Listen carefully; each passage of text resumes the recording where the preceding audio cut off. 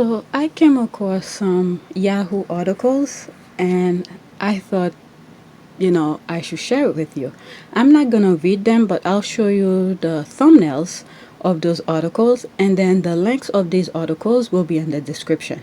And if you have been listening to some of my videos, I know I've said many different things on different videos. I cannot really pinpoint which video that I've said some of these things, but just know I'm not surprised by any of these. Okay, so here are some of those articles, and please check the description for the links of all of them. All right. And one article in particular I will be sharing with you, which I will read, and also the link will be in the description, is from Palmer Report. And it goes like this: A Tale of Two 22-Year-Olds. Okay, by Jean Johnson, 11 p.m. Eastern Standard Time, January 24, 2021. Okay, it goes on to say, two young women, both 22, both rising to international attention in January 2021. At 22, with a degree from Harvard, two soon-to-be published books, and after reading her poem at the inauguration, Amanda Gorman received accolades that people 3 or 4 times her age have not received. Robert Frost, and a capstone moment of his long career, was 86 when he read his poem at Kennedy's inauguration. Amanda Gorman hasn't reached her peak. 2017 was a big year for her. At 19, she became the first National Youth Poet Laureate, the first youth poem to open the Library of Congress literary season. And that very year, she stated she plans to run for president in 2034. Her first 2 books will not be published until September 2021, and yet they are on the bestseller list of Amazon due to her appearance at the inauguration. She's just beginning. Okay, the article continues and says, the other 22-year-old of this January is Riley June Williams. Her claim to fame is stealing Nancy Pelosi's laptop on January 6 with alleged plan to sell it to Russia. Her lawyer says she's been vilified. That's in quote. She's been vilified. The judge in her case admonished her that the government and constitution she was trying to tear down was, in fact, working in her favor. I'm going to say right here that it is an article for another time to discuss how the Constitution is working in her favor, but not in the favor of so many persons of color who sit in jail and prisons today and not wearing an ankle bracelet at their home, at their mom's house, while they await trial on federal charges. But I digress. Riley June, we don't know much about her. We only know that she has a mom who loves her and that Riley June makes really bad choices. We also know that once the federal prosecution is finished, the only thing Riley June will be beginning is a long prison sentence. Gen Z be like Amanda, not like Riley June. All right, that's the end of the article. Please check the description for the link. One thing while I was reading that crossed my mind, where it says here, where is it?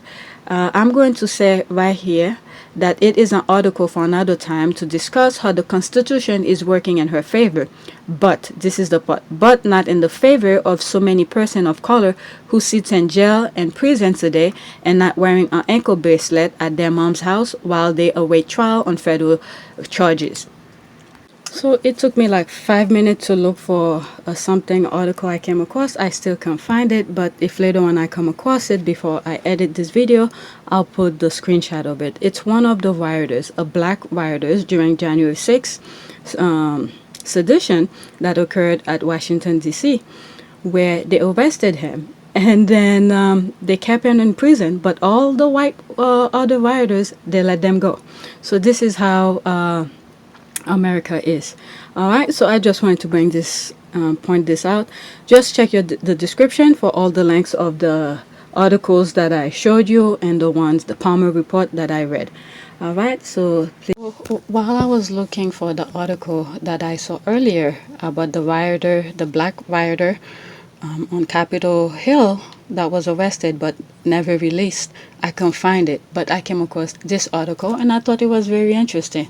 Princess Diana's nieces recall moment she protected them from paparazzi. It could have been terrifying. Actually, it's from Stephanie Pettit, and it's dated January 25th, 2021, actually today. So the article goes on to say, twin Lady Amelia and Lady Eliza Spencer were just 5 years old when their aunt Princess Diana tragically died, but they still remember her special connection with children. Quote, we always just knew her as our aunt, end quote, Lady Eliza told Tatler. Okay. Growing up in South Africa, I really had very little idea of how significant she was in the world until I was much older. Okay, that was a quote. Eliza added that Princess Diana was, quote, incredible, warm, maternal, and loving. She always made an effort to connect with us as children and had a talent for reading children's hearts, end quote. Okay, the twins, the children of Diana's brother, Charles IX Earl Spencer, also recall when they were approached by a photographer during a beach outing with their famous aunt.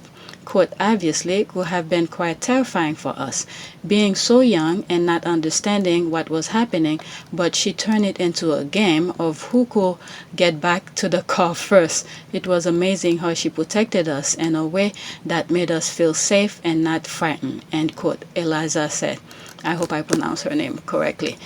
Quote, we had no idea what she was doing at the time, end quote. Okay, also a quote, as a child, I recall the enormity of the loss of my father and family, she added. Quote, it was only later that I came to understand the significance of the loss of her as a figure in the world, end quote.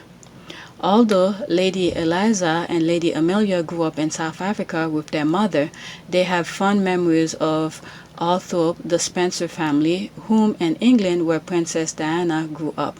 The twins spent their early years there and will visit their father during school holidays. Quote, it is truly special and beautiful place, end quote, said Eliza. Quote, having spent the first 3 years of our lives in Althorp exploring and discovering it as children and being part of a long heritage of Spencers that have lived there. It has always felt like another home. And, of course, it conjures up memories of family Christmases as children with our extended family all together. Okay. In fact, Lady Amelia is planning her wedding to Greg Mallet, and her father suggests Althorp act as the venue. However, the bride-to-be is undecided.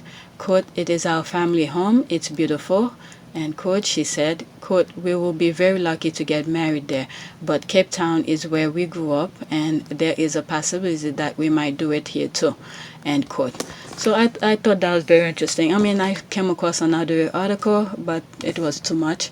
I mean, it's not that long, but I'll put the link of that also in the description. You guys could check it out yourself. So yeah, I can't find the other article which I mentioned on that previous segment.